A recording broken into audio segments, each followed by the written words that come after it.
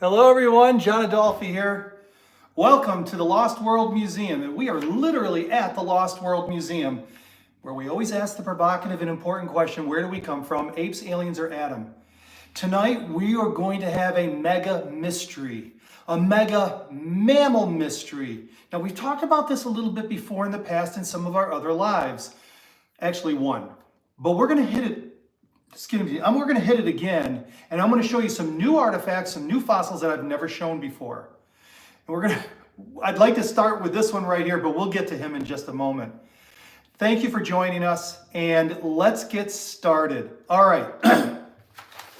I wish I could say this just in, but this has been out there for a while. The Associated Press says, dinosaur die-off cleared the way for gigantic mammals.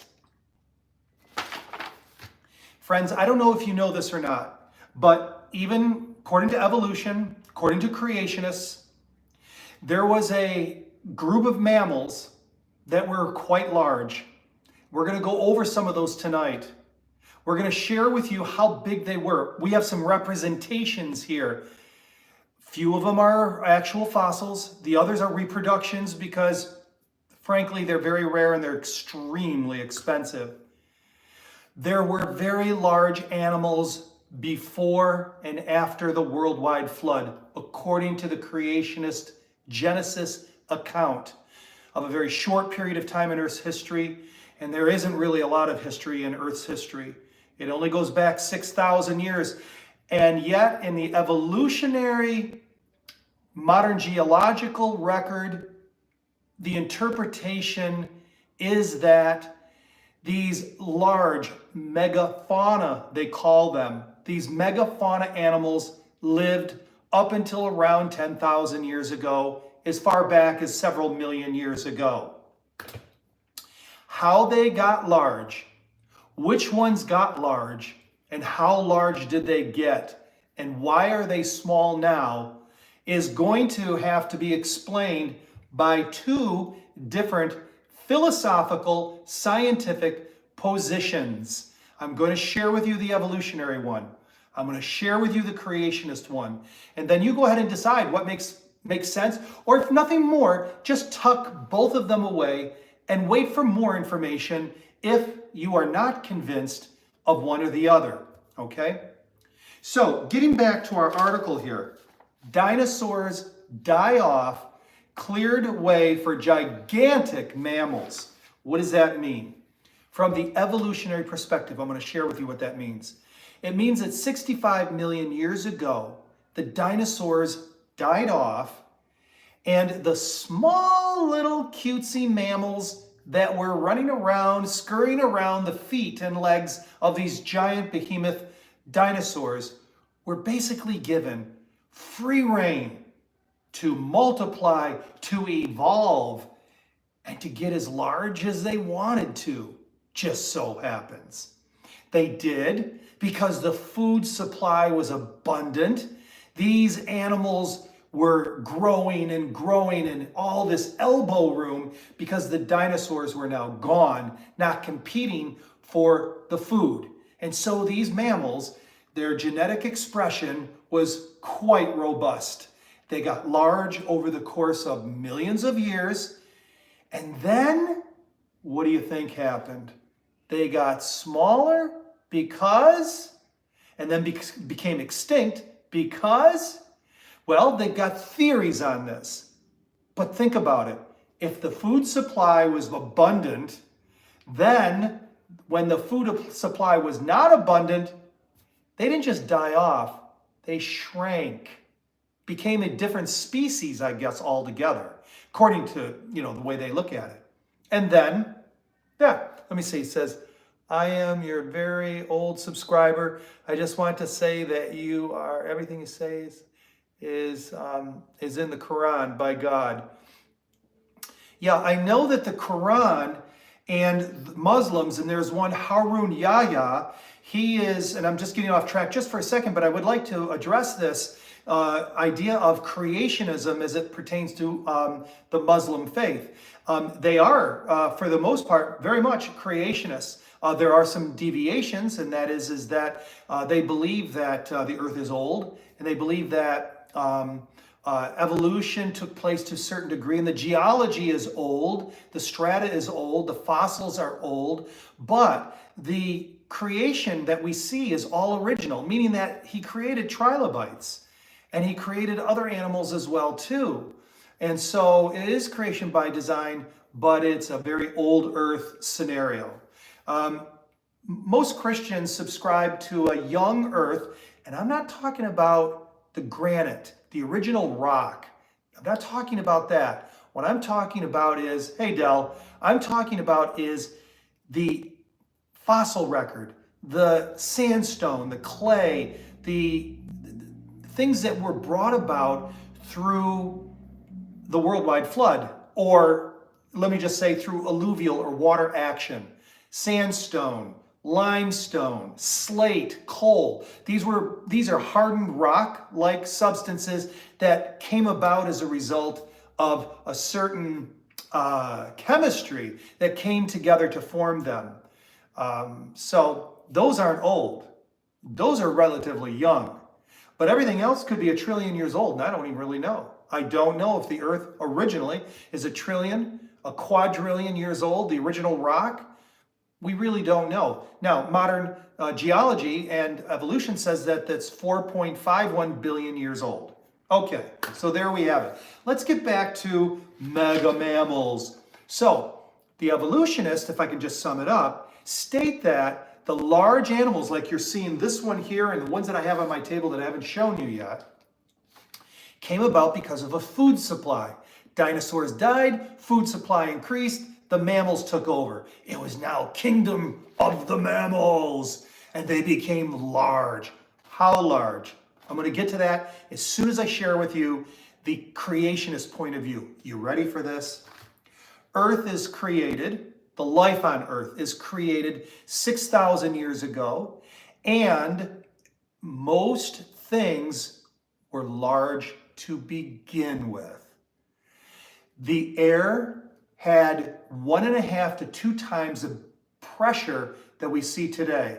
And the oxygen levels were 1.5 or so times okay, so today it's 21% oxygen. Back then, before the flood, it was 28 to 35% oxygen.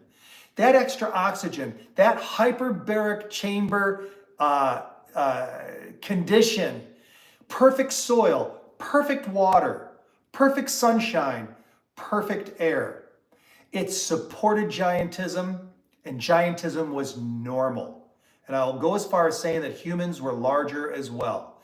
And it's only because of genetic, environmental, sin, moral action, that everything has dumbed down in size after the worldwide flood. That's when it really was impacted. The earth was cursed a third time, and because of the atmosphere, the less oxygen, the food supply not as abundant and not as potent, everything started to decrease in size and age like us and like some of these animals I'm going to show you tonight. So those are the two theories on how they were large to begin with and where and why they became smaller. Let's dig into the mammals of the post-flood world. Some of these may apply to the pre-flood, but understand that the post-flood still had large mammals, and they were fossilized, so there was a little bit of fossilization going on even after the worldwide flood, here in the United States especially, and we're not going to go into that tonight as far as the mechanism for that, but understand that 4,000 years ago, there was still, a lot of upheaval going on, and here we go.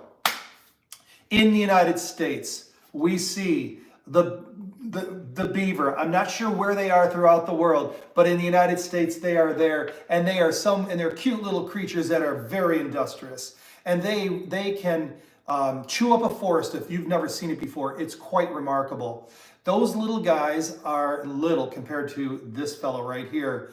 We're somewhere between 35 to 50 pounds per se, and they're maybe around 3 feet long. These beavers, pre and post flood beavers were anywhere between 5 to 8 feet long and weighed anywhere between 200 and I've seen as much as estimated weight of 450 pounds. Take a look at this.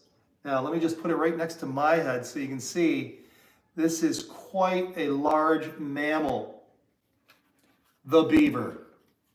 Now, they'll say that this is a different species than the one today. Okay, you know, they probably couldn't mate with one another just because of the size difference. Before we go on to our next mammal, I'd like to take a real quick, if I may, commercial break. This program is being sponsored by the Lost World Museum. And we are making this book available called Giants Against Evolution. In here, it talks about giant bugs, humans, giant megaliths. How did they move them? Was it giants that did that?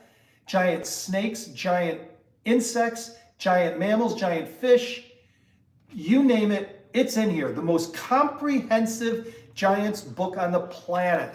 It's only available in digital format, and you would have to print yours out, but it's right there in the description below the link, or just go to gianthumans.com. Okay, thank you. Did you know that there were giant monkeys in the fossil record? Yes, there is. Here's the jaw of, let's see, it must have have a big brain. Yes, exactly. Say a fun fact about a cow, and I will subscribe. Okay, chocolate milk is made by brown cows. I have a friend who is a dairy farmer, and what's interesting about milk is that the homogenization process is what they do is they take the milk and they put it through very fine openings. They press it through, and what it does is that the fat in the milk separates enough so that you don't have to shake the milk each time. When you get milk from a cow that's not homogenized, the yellow stuff floats to the top and you have to shake it before you drink it. I've had the opportunity to drink non-homogenized milk and milk that has been just simmered but doesn't kill all the enzymes in it. And it is quite different than the normal milk that you get in the store. Sorry, that wasn't a cow fact, but it was a milk fact. Okay, this right here is a jaw to a gorilla. Gorillas are about my size. I'm 6'2". They can be about 5.5 feet to 6 feet. They have been bigger ones than that, but for the most part, okay? So this jaw is about same size jaw as me. Did you know that the giant mammals of yesterday included a 10-foot monkey, and they called it Gigantopithecus. Now, there's only been about 1,000 teeth, maybe more, found in Vietnam and China. I think it's 3,000 teeth, large teeth. And only 3 or 4 of these mandibles, the lower jaw, they've only found 3 or 4 of these. So they don't have like arm bones and everything else. So they're constructing this based on what you're seeing right here, the stuff that's colored. Look at the difference between the two. 10 feet tall, probably weighed about 1,000 or more pounds. And this is a post-flood, possibly a pre-flood, most likely a pre-flood monkey as well. So now we have a monkey mammal. Now, in back of me, I have a mastodon. This was found in a gravel pit in Texas. And this is one of the larger ones. It is a four tusk, and you won't be able to see it exactly, but there's 2 tusks down here, 2 little ones coming out its chin. And then you've got the 2 tusks on each side. This was approximately 13 feet at the shoulder. It was huge, absolutely massive. And when they found it, they only found the skull, and the tusks were broken off and were discarded somewhere. When they molded this, when they were putting this together, they decided to go with a tusk that was from another mastodon, and it's a 5-footer. The size of this is such that the tusks would have been easily 10 feet long, maybe even as long as 15 feet. But they wanted to go on the conservative side of things, so they went with the 5 foot, and they are, and here it is all the way up here. There we go. And they are magnificent nevertheless. 13 feet at the shoulder. That's huge. And these things walked the earth up until more recently. Now, how recent? They may have been in Egyptian times still around. So scientists today say that they were around until, what was it? About 4,000 years ago, and then they died out. This right here is not a mastodon tooth. This is a mammoth tooth. This is just one tooth from a woolly mammoth. This is the real deal right here. This comes from Siberia, Russia. And there's the root comes out as it sits in the socket. All right. And that right there, my friends, is a woolly mammoth tooth. And they were big, they were good size too, nearly as big as these fellas. Okay, what do we got left here? Well, let me share with you a couple of mammals that, let's see if they must have been a big boy. Do you believe in the Bible? Joshua, yes, I do. I believe in the literalness of the Bible, but specifically where most people, if they have a problem with the literalness of the Bible, it's those first 11 chapters of Genesis. And I invite anybody here who's a critical thinker, critical not meaning a critic, but a critical thinker that wants to investigate for themselves, is to get an easy reading Bible like a New International Version or the New King James Version. You can go on BibleGateway.com and find, I don't know, a lot of different versions and read the first 11 chapters of Genesis. This is what they call the fairy tale, okay? They say, oh, it's fairy tales. There was no worldwide flood. There was no Noah's Ark. Okay, fine. But for those of you that are not convinced one way or the other, investigate it for yourself. They found a giant penguin in New Zealand. There's only been a couple of giant penguins found. Matter of fact, there are no other penguins that I'm aware of that were found in the fossil record, period. Just a couple down in New Zealand.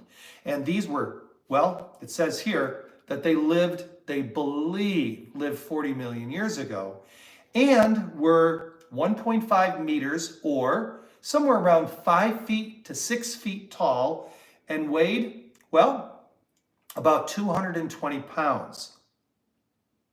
That's a big penguin. Again, the interpretation today would be that this is a pre or shortly after post-flood penguin found in New Zealand. Now, how about rats? Let's talk about rats, and then we're going to show you a couple of more artifacts here. The capybara, they're cute, is the biggest rodent in existence today, okay? They are about, well, they're about like this big, about 2.5, 3 feet or whatever, somewhere in there. And they can weigh up towards to 130 pounds. They're adorable. But in the fossil record, they have found down in South America, 1,029 pounds, and the skull itself is 21 inches. It looks more like a hippo, they said, than it does a rat or rodent. So, yeah, capybaras are rodents, and they're just adorable. You should see them when they love water. And they love to be scratched. The Bible is real as I am. Okay, some people don't feel that way about it, but I'm glad you do. All right, let's show a few more mammals here. And so I'm going to show you a post-flood creature that lived up until around 12 to 1300 AD. And it was the giant elephant bird. Now, the real eggs look just like this. They did a marvelous job casting this egg. You can see the little indentations. This is a giant elephant bird egg. The elephant bird stood somewhere around 11 to 12 feet tall. It was a flightless bird, and it still survived until it died off, up until in Madagascar, up until around 1200, I believe it is, AD. Friends, things were large before the flood. The fossil record attests to it. And giantism even continued and expressed itself at times in pockets throughout the world. Amazing, amazing, amazing what the original creation was all about. All right, we're almost done here with our mammal parade, and then I'm going to show you a giant insect, so don't go away. We've showed this before more recently. We just got it. It's so exciting. That right there, friends, is a sloth claw. A modern day sloth claw. This is a replica right here. It may be illegal to own originals, I don't know, but that is a cast of a sloth claw. The sloths of the pre and post flood world, the Megafauna, they say that are millions of years old, up until 10,000 years, and were extinct because of hunting or the food supply was starting to shrivel up. Well, they did fine for millions of years, and all of a sudden now, right? And this right here is a giant sloth claw. Sloth claw today, giant sloth. And these things, when they stood up on their hind legs, were is from tail to snout, was up to 20 feet. Giant sloth. Things were larger, okay? Not everything, but things were larger. Now, before we go to our insect, I want to show you one final fossil. This one I haven't shown ever before, so I'm excited to show you guys tonight. This right here is the American lion. And guess where American lions are found? You guessed it, in America. This is an American lion skull. This was fossilized. It was found here in the United States. And what's distinguishing about these, are they extra large? Yeah, they are. Look, most lions, not all, but most of them are around 3.5 feet at the shoulder, okay? These were somewhere between 5 to 6 feet at the shoulder. So these were some big cats. And I have a cat print, what it looks like to be a cat print, probably the American lion. I don't have it with me tonight, but the paw print was about 8 inches, about the size of my hand. And this was found in the Paluxy River in Glen Rose, Texas, in limestone. So there you have it. Okay, we've got one more, and then we're going to be done for the evening. And this is a representation of the pre-flood dragonfly. This fossil is in Germany at a museum, and it's in it looks like slate that the fossil is in, and it's got a wingspan of approximately 26 inches. 26 inches.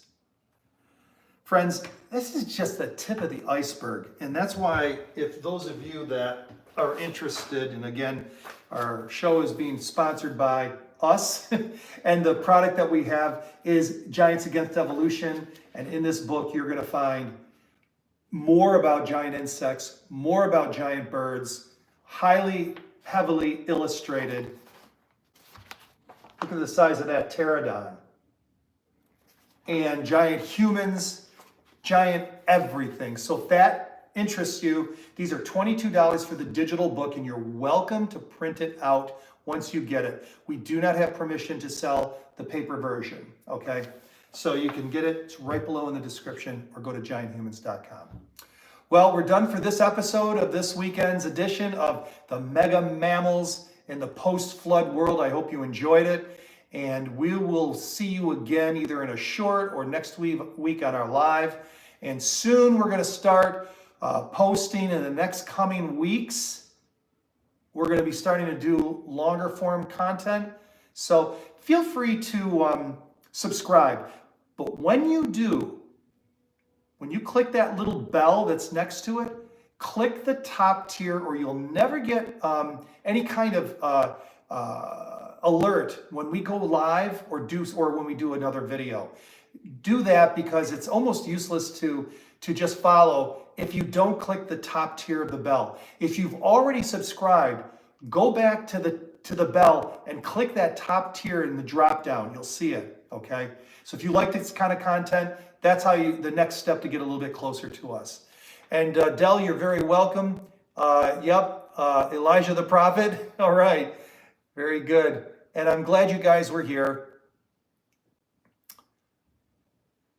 All right, thank you guys for coming on. I'm John Adolfi with the Lost World Museum, coming to you live at the Lost World Museum. And we always ask the provocative and important question, where did we come from? Is it apes, aliens, or Adam? You guys have a wonderful night.